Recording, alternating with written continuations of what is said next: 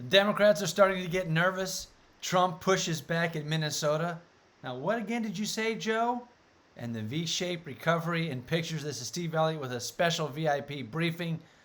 3 days ago till the election. Let's get right to the briefing.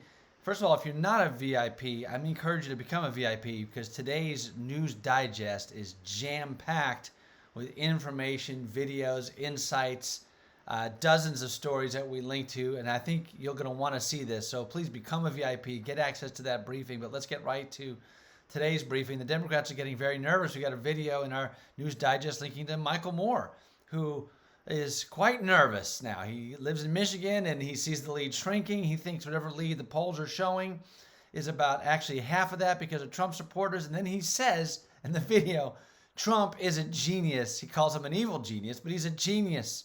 And Trump thinks he's going to win, so I think Trump's going to win. He is very, very nervous. You know who else is nervous? The Attorney General of Minnesota, who did everything he could do to block a Trump rally yesterday in Minnesota. They moved the location multiple times, but they threatened the businesses, and Trump's team had to limit the rally to 250 people. Another reason why they're nervous is Joe Biden can't seem to make an articulate sentence. You have to see the video of the latest blunder from Joe Biden. I can't even pronounce the word.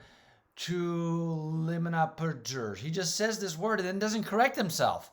It's a word which makes no sense at all. And he says it. And you know, if you stumble over a word like I do in these videos, you generally go back and correct yourself. And that's what sane people do. People with their wits about them who aren't just reading off a teleprompter and continue without even thought. It's really quite shocking. Another reason why they may be getting nervous is we have some reports of ABC News and CNN finally covering the Hunter Biden scandal, but it's not true. What actually happened was some people on Twitter linked to old videos from 2019 when the media actually did some reporting. They actually did some reporting in 2019, and ABC had an investigative report about the Hunter Biden scandal, and this was going around this morning on Twitter, people thinking that it was something that ABC did most recently, but they didn't. They're still continuing the block out, but we've got the old videos from a year ago when ABC actually cared because there were multiple candidates and they probably didn't think Biden was going to win. So they were covering this story, but they won't cover the story, the Hunter Biden email scandals and the Biden crime family scandals. They continue to refuse to cover that story, but this is really why they're nervous. This is a Biden rally yesterday, a big rally for Biden. Gosh, they must have had a few dozen cars show up for the rally. And you compare that to when President Trump showed up in Minnesota, they only let 250 people in, and thousands showed up outside. Thousands of people showed up outside. This is making Democrats very nervous about even possibly losing Minnesota. So here are the 3 states to watch early on Tuesday. We'll talk about this more on Monday. Watch New Hampshire, Minnesota, and then Nevada. Those are states that Hillary Clinton won. These are Trump's kind of firewall against possible election stealing in Pennsylvania. If Trump can win these states, and even possibly Virginia may be in play, then if Trump wins these states, then it's not going to matter how many states they try to steal because even Pennsylvania won't matter. Of course, Pennsylvania is critical, but Trump is trying to win Minnesota where he was very close in 2016. He's close to New Hampshire. Polls show he's close to Nevada.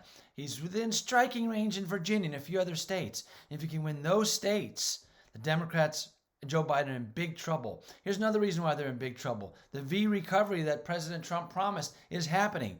Super V in the housing boom. Housing sales are 120% of where they were in January. If you know anybody in the housing market, then you know that this is absolutely true. Let's look at this one.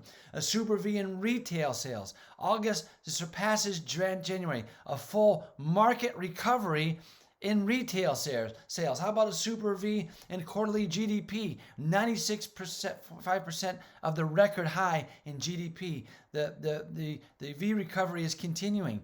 And what's also what we're seeing is that despite all the efforts of the left to manufacture the height of the pandemic right now, if you've noticed right now, they're announcing record number of cases in America of COVID cases, but they're doing that based on a record number, a huge number of tests.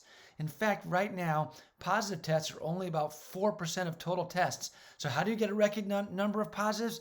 You have tons and tons, well over like 1.3 million tests a day across the country. That's how you get record tests. But the reality is, when you adjust these record test positive test cases per 1,000 or per 250,000 tests, the number of active tests has actually been quite flat. What's increasing is the number of cases. That's why we've called it a case-demic for weeks now. It is actually a case-demic, and it's a fear-demic. Take a look at this out of Utah. This is someone posted off their cell phone, an emergency alert. The state of Utah, COVID is spreading rapidly, record cases. Again, the case-demic. High transmission areas, hospitals are nearly overwhelmed. But let's look at what the reality is of the hospitals in Utah right now. The hospitals in Utah inpatient occupancy hasn't changed for weeks. Slight bumps here and there, but the inpatient occupancy is about 60%. They're lying. They're sending out, the government is actually sending out alerts to their phones. And finally, let me conclude with this. I'm a high school volleyball, basketball coach, and it's been a battle. We've been able to play this year, but it's a battle. Some states are still allowing kids to play sports. Other states are pressing forward.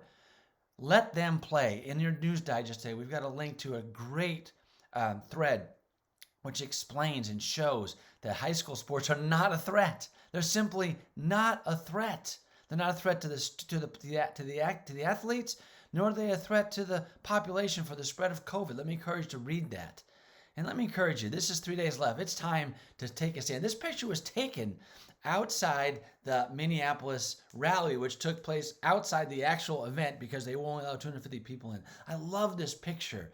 It's a beautiful picture. This is the kind of images that are coming out of Trump rallies. It's time for Americans to stand for patriotism, to stand for freedom, to stand for the values which make our country great, to stand for America's greatness.